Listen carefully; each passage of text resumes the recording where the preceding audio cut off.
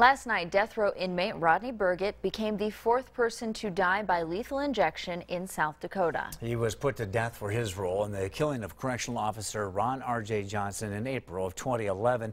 As many of you know, I was asked to be one of the witnesses to the execution. Tonight, on a special Eye on KELOLAND, I'm going to try to give you some sort of sense of what it was like to watch and wait for someone to die by lethal injection. Watching an execution is not for everyone, including watching someone like Rodney Burgett die for his cold-blooded killing of Ron R.J. Johnson. But because of South Dakota's death penalty laws, I had a job to do. I was one of 3 media representatives asked to be a witness, to be the eyes and ears for the public. Last night, I addressed the media to let them know what I saw while in the witness room. We were brought into the witness room at about 7:20, 7:25. They opened the curtain. It was about a 3-by-3 window that we were all looking through, and Burgett was laying on a table, flat on his back, staring at the ceiling, already strapped in. And at about 7:29 or so, I think they asked him if he was going to say any final words, and wrote down a few things that he said. He said that he thanked people for their support, that he loved them all, loved a few other people. At the very beginning, the first thing he said when they asked him if he wanted to talk, he said, "Sorry for the delay, I got caught in traffic." After his final words, they administered the lethal injection. He took a couple deep breaths, and it sounded like he groaned twice. And shortly after that, he kind of drifted off, and you could hear him kind of snoring. The entire process took about 12 minutes. At 7:37 p.m., Rodney Burgett was pronounced dead. Ron Johnson's wife, Lynette, was also one of the witnesses. For everybody that thinks that the death penalty is cruel and unusual punishment, I have just this to tell you. Watching Ron's baby brother die of cancer a month ago was cruel and unusual. It was long 15 days, very painful. Tonight, just like with Eric Robert, painless.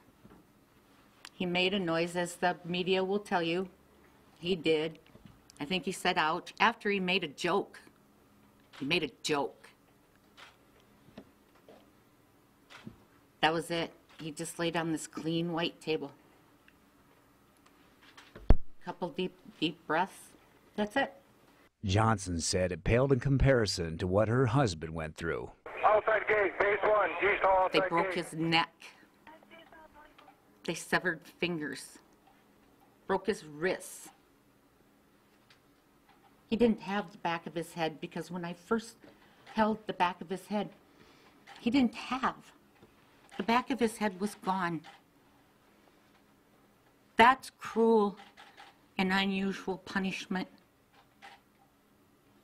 What Burgett went through, what Robert went through. Peaceful, clean, sterile, dignified. Matt Freeberg wasn't a witness, but he would have liked to have been. He was the other correctional officer who was severely beaten during the failed prison escape. He stood outside the prison while the execution was carried out. He said it gave him some closure. He said himself, that he wants to go through with this. This is his decision, and if he's capable of doing what he did before, he was capable of previously escaping back in the 80s when he kidnapped and tried to murder that woman years ago before he got in. He's proven he's more than mentally capable to make his own decisions. Before the execution, there were multiple delays. A process that was supposed to have started at 1:30 p.m. didn't happen for more than 6 hours. I couldn't help but think about Lynette Johnson, who had waited 7 years for this day following multiple appeals and court hearings. A stay of execution would have been devastating for her. I carried those same feelings with me when it was finally time. The whole time I was in the witness room, as I was observing and taking notes, I was also thinking about Lynette Johnson. And I was kind of waiting for Burgett to say something to the family, to apologize, but it never came. As a journalist, I know from experience, we don't always get to write the ending. Following the execution, by law, everyone had to sign a certificate that stated that you were one of the witnesses.